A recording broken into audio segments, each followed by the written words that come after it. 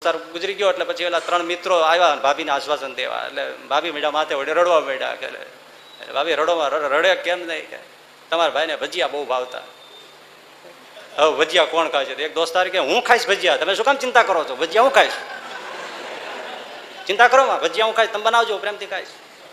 ત્યાં ભાઈ એ તો ભાઈ ભજીયા તો તમે ખાશો બરાબર, પણ નવું હીરો હોન્ડા છોડાવ્યું છે બાઈક, એ કોણ ફેરવશે? એના ઉપર ફૂલખણી જેવા થઈને ફરતા હતા. બીજો દોસ્તાર કે ભાભી જરાય ચિંતા કરો માં, હું ફેરવીશ બાઈક, તો મૂંઝાવાનું શું હોય? ત્યાં ભાભી બોલ્યા કે તો બરાબર છે તમે બાઈક ફેરવશો, પણ એના હપ્તા કોણ ભરશે? ત્યાં પેલા 2 જણા ત્રીજાને ઠોહો મારીને કે હવે બોલ તું, હવે તારો વારો છે બોલવાનો. અમે 2 તો બોલ્યા. ભાભી ચિંતા કરો માં, હપ્તા હું ભરીશ એમ કોઈ કે? ભાભી ચિંતા કરે છે પણ શોની? હપ્તાની. હપ્તાની.